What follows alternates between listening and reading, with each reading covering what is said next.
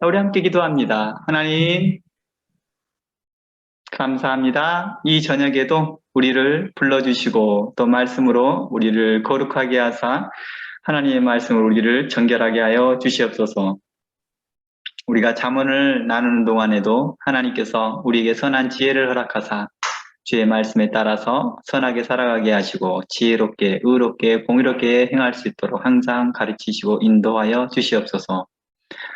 오늘 또 말씀을 의지하여 살아가는 성도들에게 믿음을 더하여 주시고 복 주시옵시고 은혜 내려 주시옵소서.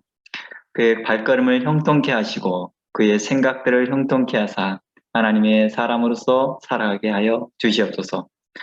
오늘도 우리와 함께 하시며 또 우리로 은혜 주시기를 원하시는 하나님께 감사드리며 예수 그리스도의 이름으로 기도합니다. 아멘. 오늘 잠언 나눔 본문은요, 잠언 29장 15절에서 그리고 15절과 17절입니다. 16절을 빼고요, 15절과 17절 두 개를 읽어보고자 합니다. 제가 읽어드릴게요. 채찍과 꾸지람이 지혜를 주거늘 임의로 하게 버려두면 그 자식은 어미를 욕되게 하느니라. 17절 내 자식을 징계하라. 그리하면 그가 너를 평안하게 하겠고 또 내 마음에 기쁨을 주리라. 아멘. 우리가 이 본문은 우리가 가정과 교회라는 세미나를 하면서 이 본문을 좀 깊이 다루었던 내용입니다. 오늘은 잠언 이 쉐어링에서는 짧게 간단하게 좀 나누려고 합니다. 일반적으로 칭찬은 고래도 춤을 추게 한다고 합니다. 칭찬은 고래도 춤을 추게 하니까 자녀들에게 칭찬하고 격려를 많이 해주라고 합니다. 그런데 왜 굳이 채찍과 꾸지람으로 자녀들을 그렇게 훈계해야 할 필요가 있을까요?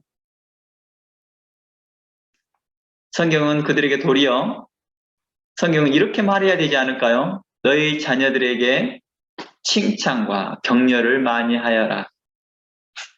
이렇게 말씀해야 될 텐데 성경 어느 본문에도 그러한 내용을 찾아볼 수가 없더라는 것입니다.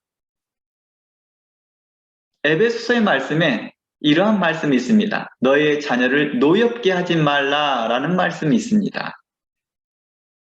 그런데 자녀들을 칭찬하고 격려해라라는 말은 없습니다. 단 자녀를 사랑 가운데 대하라라는 말은 있습니다. 그래서 오늘 이 본문 잠언 29장 15절과 17절을 통하여서 왜 우리에게 성경은 그렇게 말하고 있는지에 대해서 좀 찾아보면서 성경적 바른 가치관을 갖고 또 의로운 마음으로 자녀를 잘 양육하고 또 자녀들도 그리스도 예수 안에서 잘 양육되어지고 성장되어져서 하나님의 사람으로 세워짐을 받기를 주의 이름으로 축원합니다. 실상 채찍과 꾸지람은 자녀들에게 격려가 되기보다는 좌절감을 안게 하기도 하거든요. 그런데 굳이 자녀들에게 왜 그러한 칭찬이 아닌 채찍과 꾸지람을 행하라고 했을까요? 실상 부모된 입장에서 채찍과 꾸지람을 한다는 것은 그렇게 쉽지는 않습니다. 굉장히 많은 마음의 부담감을 갖게 합니다. 경우에 따라 사람들마다 그 부담감을 더 크게 가지신 분도 있거든요. 이제 이것 본문을 초점으로 우리가 살펴보겠습니다. 잠언 15장을 보면 채찍과 꾸지람이 지혜를 준다라고 하였는데요. 이 본문을 좀 더 자세히 살펴보면 임의로 하게 내어버려 둔다라는 관점도 있습니다. 그러니까 이곳에서 본문에서는 임의로 하게 내어버려 두는 것에 대한 사람들에게 대해서 이야기하고 있는 것입니다. 임의로 하게 내어버려 둔 이러한 부모님에 대하여서 말을 하고 있는 것이죠. 임의로 하게 내어버려 둔다는 것은 다르게 관점에서 보면요, 부모님의 넓은 관용처럼 보이는 것입니다. 자녀들이 하고 싶은 대로 해주는 거죠. 자녀들이 하고 싶은 걸 하도록 격려해주고 자녀들이 하는 것에 대해서 크게 관심 갖지 아니하고 관심 갖지 않는다는 게 아니라 터치하지 아니하고 놔두는 것입니다. 그렇게 하면 더 좋을 텐데 그냥 임의로 하게 내버려둔다라는 의미가 바로 그런 의미예요. 그냥 별로 터치하지 말라 이 뜻입니다. 하지 말라는 뜻이 아니죠. 하지 않고 있다는 것입니다. 부모가 자식이 하고자 하는 행동대로 그냥 놔두고 격려해주고 그냥 별로 터치 아니하고 놔두면 차라리 잘 클 것 같고 그렇게도 가르치거든요. 교육학에서는요. 어느 부분적 교육학에서는 그렇게도 말을 하거든요. 그리고 사람들에 대하여서도 그렇게 말하거든요. 칭찬이 고래도 춤을 추게 한다라고 한다는 것입니다. 그래서 이것을 자세히 찾아보면 이해해보면 부모님의 넓은 간용이라고 이해하기보다는 그렇게 가장되어진 무관심이겠지요. 그러니까 자녀들 입장에서는 그의 관용처럼 보여지고 부모는 솔직히 무관심한 거지요. 이 구분점을 이해하면 좋을 것 같아요. 처음에 자녀들은 부모에 별로 터치하지 아니하고 그냥 내어버려두면 참 자유롭고 좋다고 말을 합니다. 이게 지속되어지는 것은 교육학에서는 옳지 못하다고 합니다. 이것을 일반적으로 우리의 사람의 멘탈을 연구하는 심리학에서는 뭐라고 말하냐면 무관심이라고 말합니다. 이 무관심은 어떤 역할을 하느냐? 아이들의 정서와 안정감을 키우는데 필요한 뿌리, 어떤 유대관계, 사람과의 그 관계하는 법을 잃어버리게 한다라고 합니다. 파괴가 된다고 하는 것입니다. 정서가 파괴되고요. 안정감이 파괴되어지고 사람 간의 그 대인관계하는 것, 또 사람과의 유대관계하는 것을 잘 못한다는 것입니다. 사람들을 잘 신뢰를 못하는 걸 수도 있습니다. 아니면 누가 조금 잘해주면 확 그쪽으로 가서 관심을 보여주고 그 사람에게 빠지고 집착하는 경우라고 볼 수 있습니다. 애정 결핍이 걸린 사람들이 그러잖아요. 누가 좀 잘해주면 마치 세상에서 가장 소중한 사람처럼 생각하는 경우가 있습니다. 우리가 그런 거 있잖아요. 누가 좀 잘해주면 잘 그쪽으로 쏙 빠지고 하는 사람들은 대표적으로 무관심 속에서 자라는 아이들이 그렇다고 하잖아요. 마치 풍선을 놓아버린 것처럼 정서적 안정감을 갖지 못한다라고 말합니다. 무관심은요. 그러니까 풍선을 이렇게 잡고 있어야지 하늘로 안 날아가는데 딱 잡고 있으면 되는데 무관심은 그 풍선을 놔버리는 거예요. 그러면 그 풍선은 처음에는 자유롭게 날아가겠지만 나중엔 점점점 올라가면서 어때요? 공포를 느끼는 것이죠. 두려움을 느끼는 것이죠. 자신이 무엇을 해야 할지 또 갈팡질팡합니다. 할 수 없으니까요. 그러할 능력이 없으니까요. 아이들에게는요. 그러다 보니까 자신이 보호받지 못한다는 것에 대해서 큰 좌절감을 갖는다고 합니다. 그래서 무관심은 눈에 보이지 않는 정서적 학대라고도 말합니다. 다른 사람들에게서 무관심하는 것도 또한 그런 거겠죠. 자녀들에게 무관심하는 것. 그래서 로마서에서는 뭐라고 하냐면 하도 말을 안 듣는 백성들을 향하여서 하나님을 마음에 두기를 싫어하니까 하나님께서 최고의 그 벌을 내립니다. 뭐 해버립니까? 무관심하는 거예요. 내가 그걸 내어버려 두겠다. 임의대로 하도록 내어버려 두겠다 하는 거예요. 로마서 1장 내용이죠. 그들이 하나님을 마음에 두기를 싫어하며 그래? 그러면 나도 너희들에게 많은 선지자를 보내었고 많은 말씀했는데 계속해서 떠나려고 하니까 그래? 너희가 하나님의 말씀을 잔소리처럼 여기고 역으로 여기니까 그래 한번 너희들끼리 임의대로 한번 해봐라 하고 내보내봤습니다. 그랬더니 어떻게 해요? 더욱더 악을 행하더라는 것입니다. 그러면서 스스로가 뭐하고 있더라? 심판을 더 쌓고 있더라 라고 말합니다. 그래서 무관심은 눈에 보이지 않는 어떤 정서적 학대와 같다. 또 다른 모습으로는 분리, 우리가 말하는 왕따이죠. 왕따와 같다라고 말하는 것입니다. 정서적 그 결핍 현상이 일어나니까요. 좀 황폐한 곳에 있는 그 듯한 느낌이니까요. 분명 꼭 가족 안에 있는데 가족 안에서 황폐해요. 무관심했으니까요. 누가 뭘 잘했는지 뭐 했는지도 별로 관심을 두지 않는 것에 대해서 이렇게 말합니다. 그래서 부모가 된다는 것은요. 부모가 된다는 것은 어느 자격을 얻어야 되는 것은 아닙니다. 자연스럽게 부여되는 의무로서 시작되는 것이죠. 부모가 된다는 것은 자연스럽게 부여되는 그 의무로서 시작되는 거예요. 아이가 엄마의 태중에 들어오는 순간부터 두 부모는 어떻게 합니까? 자신도 모르는 사이에 의무감을 갖습니다. 자연스러운 의무감이죠. 어떤 자격을 얻고 서티피케이트를 받아야 된다고 생각하지 않습니다. 그러한 자연스러운 의무감이 어떻게 합니까? 부모로서의 자격을 더 세워주는 것이죠. 부모는 바로 이러한 부분들 때문에 그 의무를 올바르게 이행할 때부터 부모로서의 자격은 더 격상되는 것이죠. 부모로서의 자격이 격상되어지고 더 높아지는 것이죠. 오늘 본문 15절은 채찍과 꾸지람이 필요한 시기에 자녀들의 감정만 생각하거나 자녀들의 입장만 생각하다 보면서 부모로서의 의무를 다하지 못하는 어리석은 경우를 지적하고 있는 것이죠. 임의로 내어버려야 됩니까? 사춘기 때 부모들과 가장 많이 트러블이 일어난다고 합니다. 저희 가족에서는 잘 모르겠지만 지금 주변에서 제가 상담했던 그 가족들을 보면 참으로 많은 감당이 안 될 만큼 어렵다고 합니다. 내어버려두고 싶대요. 그런데 그 부모로서의 가지고 있는 의무와 그 책임감이 그렇게 하지 못하게 하더라는 거예요. 그래서 이로 인해서 갈등을 합니다. 어떻게 해야 됩니까? 그냥 놔둬야 됩니까? 간섭을 계속해야 됩니까? 그래서 제가 이런 부분들에 대해서 물어봅니다. 지금 현재 이 시기만 놓고 이야기할 수는 없습니다. 그동안 어떻게 하셨습니까? 라고 물어봅니다. 그동안 어떻게 하셨습니까? 아니라 다를까? 바로 그 사춘기가 들어오기 전에 부모의 태도가 옳지 못했던 것이 나옵니다. 좀 지혜롭지 못했던 태도이겠죠. 나이가 어리니까, 나이가 작으니까 그들이 하고 있는 임의대로 하는 것들을 다 들어줬던 부모들이었거든요.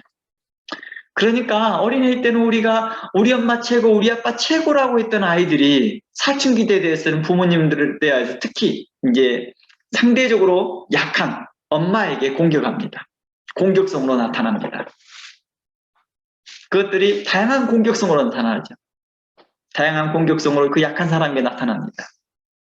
그때 그 엄마는 멘탈적으로 굉장히 힘든 거죠. 그냥 물어봅니다. 우리 딸이, 우리 아들이 과거에는 이러지 않았는데, 과거에는 어떻게 해주셨는데요? 거의 임의대로 하도록 놔뒀다는 것입니다. 그들이 하고자 하는 것도 다 들어주고, 그게 해주고 싶다는 거 다 해주었던 모습이었죠. 바로 이러한 것들이 그들로 더 황폐하게 하는 것이죠. 이곳에서 볼까요? 자녀들의 그 감정만 생각하고 입장만 생각하다 보니까 부모로서 의무를 다하지 못하다 보니 어떻게 돼요? 그게 우리로 기쁨을 준다라고 하는 것이 아니라 그것이 최종적으로 그들로 뭘 얻게 한다는 거예요? 근심을 갖게 한다, 슬픔을 갖게 한다라고 말합니다. 우리가 이렇게 생각할 수 있잖아요. 부모가 자식이 임의대로 하는 거 놔두게 되면 부모에게 기쁨을 줄 것이다. 이렇게 해석이 돼야 될 텐데, 그렇게 말이 나와야 될 텐데, 그렇게 하게 되면, 만약에 그렇게 하게 되면 어떤 일이 발생된다고 그랬어요? 도리어 그 어미를 욕되게 하느니라. 그 부모를 욕되게 하느니라 라고 말합니다. 잠언 29장 15절에서 특히 거기서 어미라고 표현되어지는 이유가 뭘까요? 어떻게 보면 가족 안에서 그들이 가장 쉽게 자녀들이 공격하기 쉬운 대상이었기 때문일지도 모릅니다.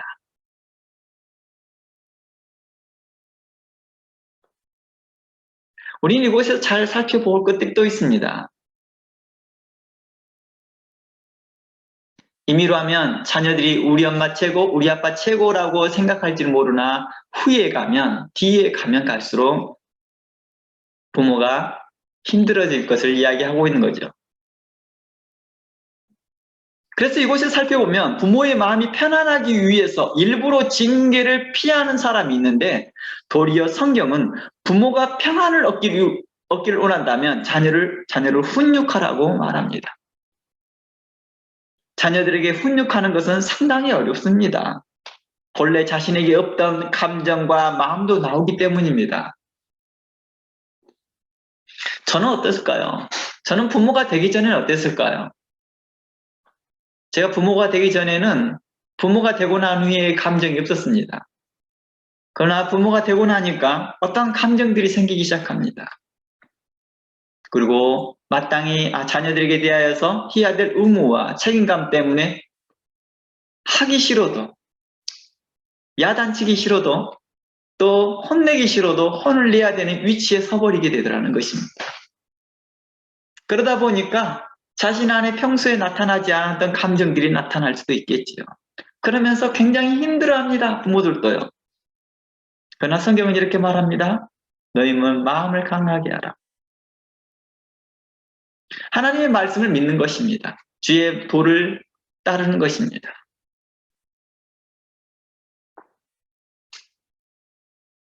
자녀들에게 훈육을 하는 것은 우리에게 뭘 의미하는지를 성경은 계속 이야기합니다. 마땅히 해야 될 이유를 이렇게 말하죠. 자칫 자녀들과 관계가 어려워질까봐 훈육을 중단하는 분들,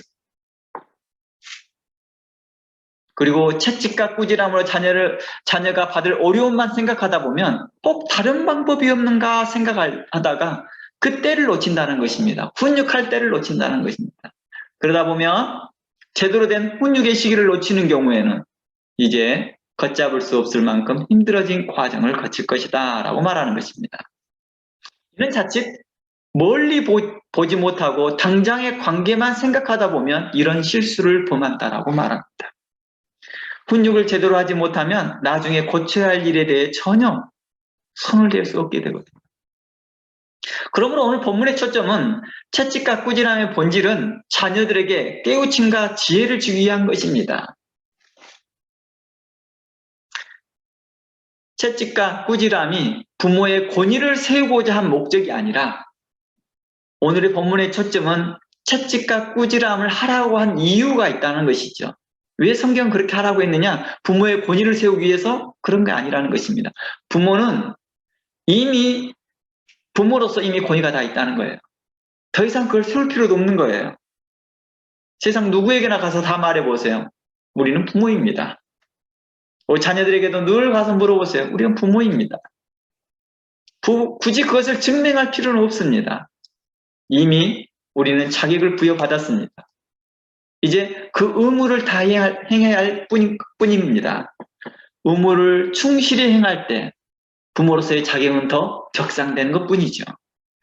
우리는 이렇게 말합니다. 훌륭한 부모님, 좋은 부모님이라는 타이틀을 얻게 되는 것이죠.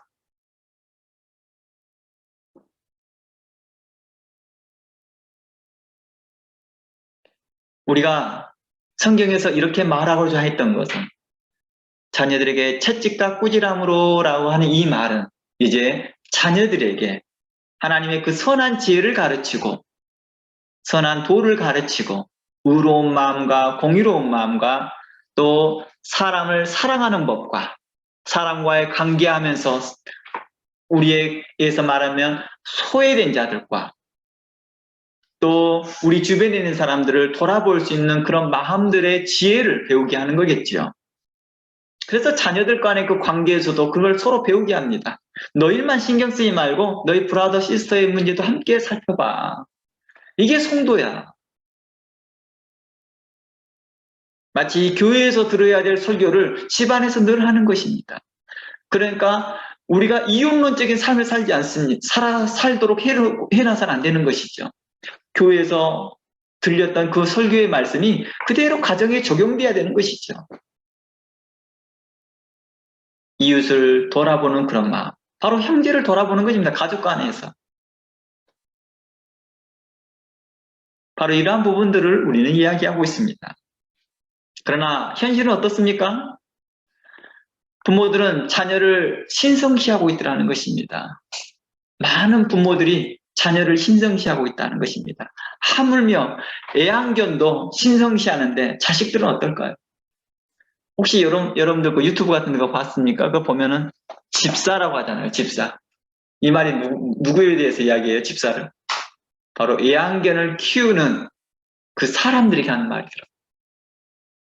고양이나 개는 가만히 있고 집주인은 그들 반려견들이나 고양이들을 먹여주고 씻겨주고 재워주고 그렇게 하니까 집사라고 하는 거예요. 자기 스스로. 바로 이러한 태도가, 이러한 모습들에 대해서 오늘날 현실을 지적하고 있다는 것입니다. 우리나라는 부모가 자녀에게 매를 드는 것을 어떻게 생각합니까? 이제 점점점 거리를 멀리하고 있습니다. 우리나라뿐만 아니라 전 세계적으로 그러고 있는 거겠죠. 성경은 기본적으로 우리에게 이런 말을 합니다. 오늘날 교회 안에서의 모습을 보자는 것입니다. 교회 안에서 책망과 바르게 함과 의로 교육하는 것이 약해지고 있습니다. 이유가 뭘까요? 우리 그런 거 있어요. 부모님들이 자녀들에게 그러한 것들을 하면 부모로서 자녀들에게 좋은 말 듣고 싶은데 자녀들은 그 마음을 모르고 더 부모를 멀리하거든요. 그렇게 잔소리하는 부모를 더 멀리하고 더 가까이 하지 않으려고 하거든요. 그래서 하나님이 그러죠. 너희는 나를 더 가까이 하라. 그러면 너희에게 뭐 있을 것이라? 복이 있을 것이라 말하는 것이죠. 그런데 그렇지 않습니다. 그래서 성경은 이렇게 하죠. 당장의 부모님들은 자녀들과 더 가까이 하고 싶은 마음에서 뭘 해요? 노터치. 그리고 임의대로 하도록 내어버려두더라는 것입니다. 이러한 태도가 당장이 좋을 것처럼 보이나 성경은 이렇게 하는 것이죠. 이것 또한 정서적 학대예요 라고 말하고 있는 것입니다. 성경은 기본적으로 이러한 말씀을 하고 있습니다. 창세기 8장 21절 들어가 봅니다. 성경에서 우리에게 기본적으로 하는 말들을 한번 알고 난 후에 왜 하나님께서는 자녀들을 책망하라고 했는지를 좀 더 이해할 수 있을 거라 봅니다. 창세기 8장 21절입니다.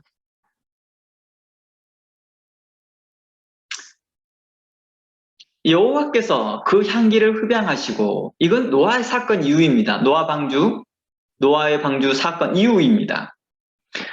그리고 이제 노아가 하나님께 제사를 드리고 났더니 하나님께서 이제 노아와 그 백성들에게 그 가족들에게 말합니다. 여호와께서 그 향기를 흡양하시고 그 중심에 이르시되 내가 다시는 사람으로 인하여 땅을 저주하지 아니하리라. 이는 사람의 마음에 계획하는 바가 어려서부터 악함이니라. 언제부터? 어려서부터. 그 계획이 악하대요.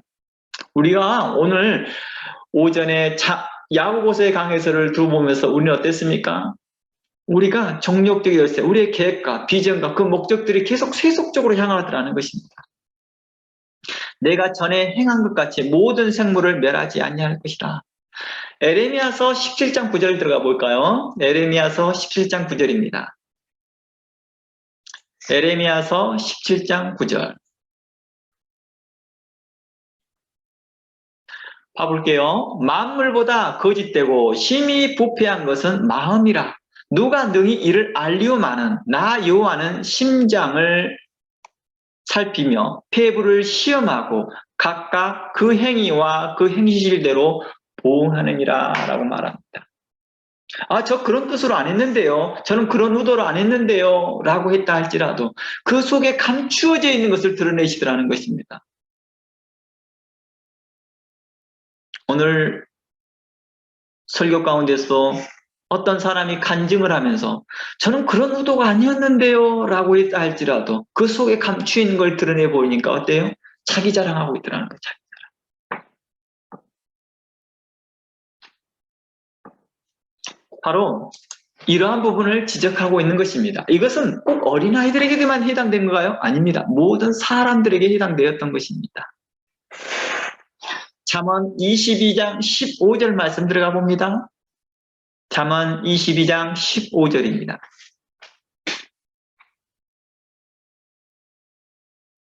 잠언 22장 15절 말씀에 이러한 말이 있습니다. 아이의 마음에는 미련한 것이 얽혔으나 징계하는 채찍이 이를 멀리 쫓아내느니라 라고 말합니다. 아이의 마음에는 미련한 것이 얽혀 있대요. 어리석음이 있다라는 것입니다. 그러나 이 징계를 통하여서, 채찍을 통하여서 이것을 멀리 쫓아내어진다라고 말하는 것입니다. 제가 이게 참 이런 경우를 참 많이 보는 것 같아요. 사람들 살아가면서요. 사람들의 의견이 너무 각각 다양해요. 그런데 그 의견을 내는 사람들은 자기 기준에 다 맞거든요. 자신의 기준들은 다 맞거든요. 그리고 만일 그것을 귀를 가려버리려고 하잖아요. 그러면 다른 사람의 말을 아예 안 들으려고 하거든요. 그래서 어떻게 합니까? 우리는 권위자가 있는 것이죠. 권위자가 있고 그 권위자를 통하여서 그게 통제되도록 했습니다. 거의 비슷비슷한 의견이고 그게 적당하면은 그냥 권위자의 말대로 따라가는 것입니다. 제가 종종 아내에게도 그런 말을 하거든요. 당신과 내 의견이 비슷하다 하면 둘 다 좋은 의도로 하려고 한다면 그냥 성경 뜻대로 남편에게 복종하라 라고 말합니다. 바로 이러한 것들처럼 우리가 그 권위에 그냥 복종해버리면 되는 거겠죠. 그런데 다 자신의 생각들을 뭐 하려고 합니까? 관철시키려다 보니까 뭐예요? 문제가 생기는 것이죠. 왜 그러냐? 자신의 생각들이 거기에 미련한 것이 얽혀 있다는 것을 모르는 것이죠. 그래서 징계와 채찍으로 이를 멀리하는 것입니다. 자, 이것을 다시 해볼게요. 아이의 마음에 미련한 것이 얽혀 있습니다. 그런데 이 이런 아이들에게 뭘 하게 해요? 임의대로 내어버려둔다는 것은 뭘 의미할까요? 아, 그 미련한 대로 행하게 놔두는 거예요. 그러면 그것을 놔두시는, 그것을 허락하라고 놔두는 부모는 어떤 사람일까요? 그만큼 분별력이 없는 사람이라 할 수 있는 거겠죠. 그만큼 자녀를 양육하는 그러한 뭐가 없는 거예요? 책임이 없다라는 것입니다. 그런 해야 될 의지가 없다라는 것입니다. 그런 의무감을 못 갖고 있다는 것입니다. 자신이 뭘 해야 돼야 될 그 초점을 못 맞추고 있는 거겠지요. 부모로서 해야 될 의무와 책임을 모르는 것이죠. 그래서 총각 때 살아갔던 대로 또 처녀 때 살아가는 방식대로 그냥 살아가려고 하는 거다 보니까 아이들에게 마음에 지혜가 생기지 않더라라는 것입니다. 부모는 아이의 미련한 마음대로 말하는 것을 들여주려고 하는 것. 오늘날이 그의 현실이더라는 것입니다. 성경은 뭘 말합니까? 마음의 생각과 계획이 어려서부터 악하고 미련하다고 합니다. 그런데도 이런 자녀들의 욕망을 잘 발휘할 수 있도록 온갖 뒷받침을 해주는 것이 뭐라고 말해요? 부모의 능력이라고 말하는 거예요. 부모의 능력. 그래서 능력 있는 부모를 어떻게 이해하느냐? 자녀가 임의대로 행하고 있는 것들을 그대로 다 들어주고 서포트해 주는 것입니다. 그걸 이대로 믿어주는 것, 자녀를 그대로 믿어주는 것입니다. 오늘은 이 파트는 조금 양면성이 좀 강하게 날릴 수 있으나 오늘 파트는 제가 잠언 29장 15절과 17절을 중심으로 더 이야기를 해보려고 하는 것입니다. 성경은 불명코 이러한 것들을 있는데도 불구하고도 이러한 사실들을 모르는 상태로 엄마 우리 학교에 갔더니 우리 애들은 뭐 이런 거 다 한대. 엄마 아빠 다 사줘. 안 사주면 나 뭐해. 이러한 말부터 시작하여서 다양한 의견들을 내세우면 부모들은 거기에 다 끼워 맞춰주려고 합니다. 자녀들에게 대해서 의로운 것과 선한 것과 합당한 것에 대해서 교훈할 만한 그런 마음의 자세를 안 갖고 있다는 것입니다. 어떻게 하든지 자녀들과의 그 관계에서는 트러블만 없으면 좋다라고 생각하는 것이죠.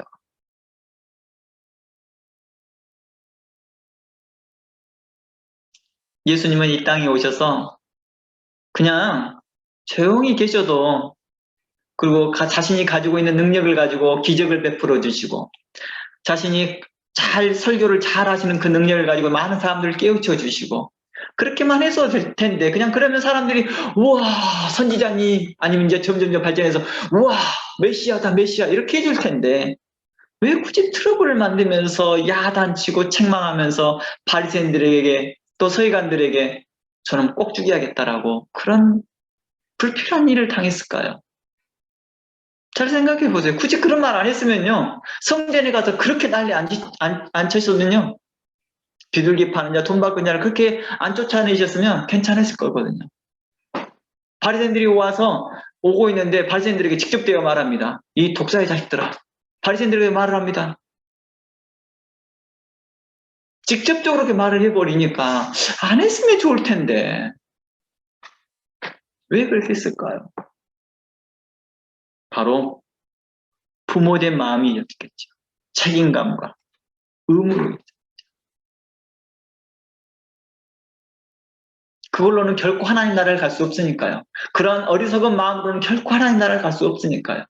결코 그러한 마음으로서 하나님의 뜻을 이룰 수 없으니까 그런 거겠죠.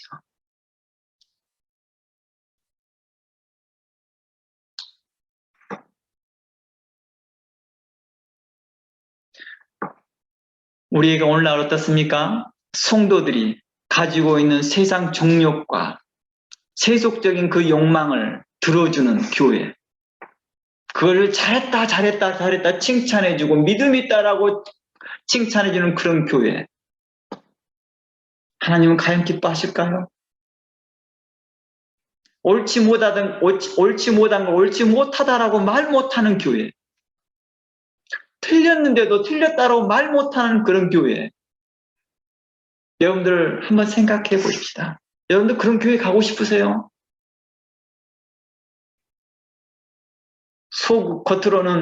속으로는 지금 당장의 속으로는 아니 저 별로 가고 싶지 않은데요 라고 말할 줄은 모릅니다. 그러나 막상 그 현실에 도착해 보세요. 과연 믿음으로 그걸 견딜 수 있는 것인지, 과연 인내하며 견딜 수 있는 것인지. 그러면서 우리에게 말합니다.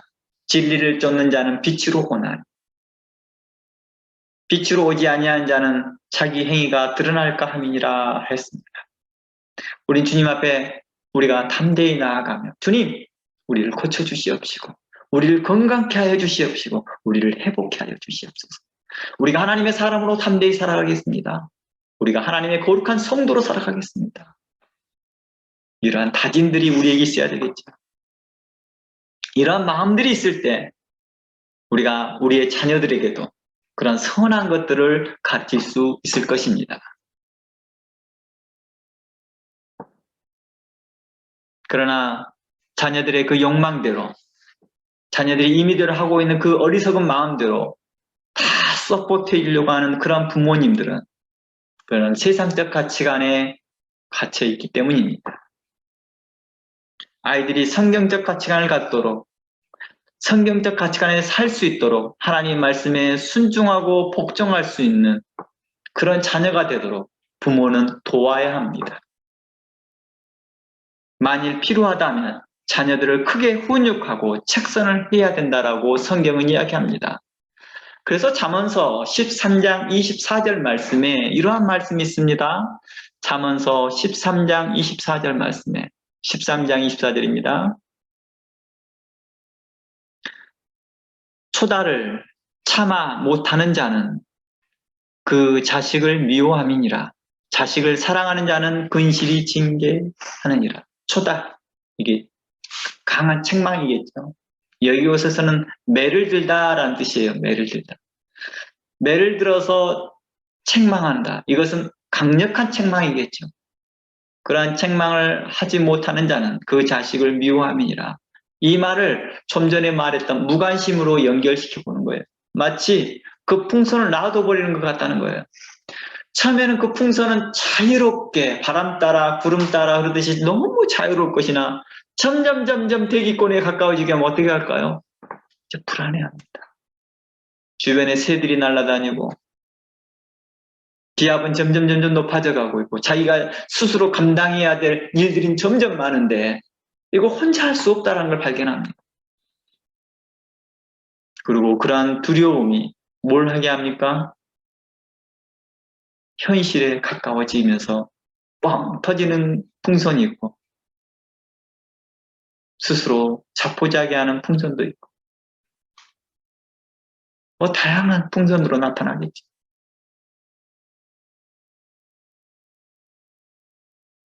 그러니 자녀를 사랑하는 자란다 하면 그 손을 놓지 말고 자녀의 손을 꼭 붙들고 자녀를 사랑하는 마음으로 훈계하고 훈육하고 바르게 갈 수 있도록 늘 관심을 보여야 될 것입니다. 아이들이 잔소리라 한다 할지라도 괜찮습니다. 부모니까 그런 말 듣는 거예요. 부모니까. 부모 아닌 옆집 아저씨가 옆집 아저씨가 자기에게 그런 잔소리하는 사람 봤습니까? 그건 좀 이상하지. 부모니까 그게 하는 거예요. 부모니까. 그게 바로 부모가 해야 될 의무이고 책임이기 때문입니다. 부모가 자식들에게 좋은 엄마, 좋은 아빠로서 대한 그 기준점에 살려고 하지 말고 의무를 다하여 충실히 다하여 부모로서의 자격이 더 승격되기를 원합니다. 당장의 인정이 아니라 긴 시간 마라톤처럼 긴 시간을 보면서 자녀들이 후에 훗날에 자신들의 자녀를 또한 키울 때에 내가 부모님에게 이렇게 배웠던 것들을 또 하나님을 통해서 이렇게 배웠던 것을 또 성도로서 내가 이렇게 배웠던 것들을 그 후손들에게 또 전수될 수 있도록 하나님의 말씀이 그대로 전수될 수 있도록 우리는 해야 할 것입니다. 자녀들이 하나님을 진실되고 우러움과 착한 마음으로 섬길 때 자연스럽게 하나님은 그들에게 지혜를 줄 것입니다. 그 지혜는 하나님을 경외함에서 오기 때문입니다. 그러나 부모에게 근심되는 사람은 그가 하나님 앞에서 의롭지 못할 때가 그러더라는 거예요. 계속해서 하나님의 말씀에 창념하지 못하고 그 말씀에 거하지 못하는 사람일수록 부모에게 근심을 갖게 하더라는 것입니다.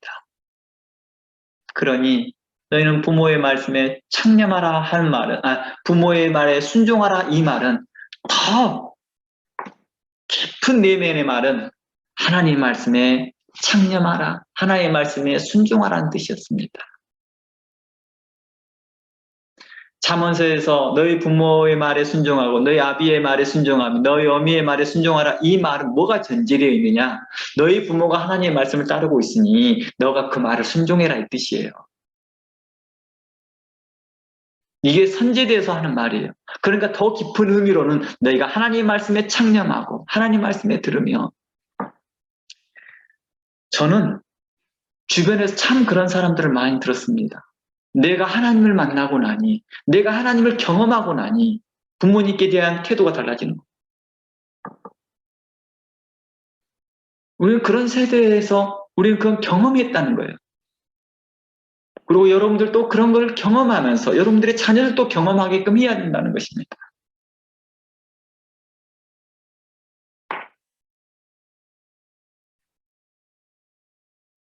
하나님을 경외하는 것, 하나님 말씀에 창념하는 것, 하나님 말씀을 깊이 생각해 보는 것 중요한 일입니다. 여러분들 주일날 설교 한 번 듣고 끝나지 말고 녹음되었던 것들도 다시 한번 들어보고 주일날 또 우리가 또 쉐어링 하는데도 함께 그 말씀에 대해서 묵상해 보면서 그와 보시기를 원합니다. 하나님께서는 이 때에 따라서 부어주시는 은혜가 있고 그 때에 따라서 성령께서 우리에게 말씀하시고자 하는 것들이 있으니 여러분들이 그 말씀에 청렴하기를 원합니다. 특별히 이번 말씀과 만남교회를 통하여서 야고보서를 강의하게 하였고 이 야고보서의 강의를 통하여서 지속적으로 말씀하였던 것들을 여러분들이 들어 깨달아 알면서 그 말씀에 창념하고 거할 때 또 잠언서를 계속해서 강의해 나가고 있는 과정에서 여러분들이 그 말씀에 거하고 창념하였을 때 하나님께서는 여러분들에게 복 주실 것입니다. 여러분들을 의로운 길로 선한 길로 복된 길로 인도하실 것입니다. 그러한 자들에게는 하나님께서는 그들에게 기쁨을 줄 거라는 것입니다. 하나님께서 이렇게 말하고 있는 말이 무슨 뜻이냐? 징계와 훈계가 그 부모에게 기쁨을 준다라고 했던 말은 이제 더 깊은 의미로서는 하나님의 말씀이 우리를 책망하고 바르게 하고 의로 교육함이 결국 하나님의 마음을 기쁘게 한다라는 뜻이었습니다. 즉 잠언서의 전제는 부모가 그렇게 책선해야 되는 그 부모의 위치가 바로 하나님을 잘 섬긴다라는 전제하에서 했으니까요.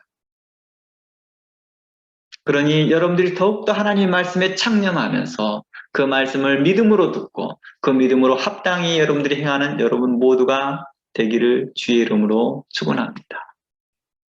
우리 다 함께 기도하면서 하나님, 우리가 이제 주님의 말씀 안에 창념하고 주의 말씀 안에 거하면서 의롭게 공의롭게 선하게 살기로 합니다. 하나님, 우리를 바르게 가르치시고 우리에게 의로운 걸 가르치시고 우리에게 은혜를 베푸사 하나님 말씀 안에서 떠나지 않게 하옵소서라고 하는 그런 마음으로 다 함께 기도하는 시간 갖겠습니다. 다 함께 우리 잠시 눈을 감으면서 기도하는 시간 갖습니다.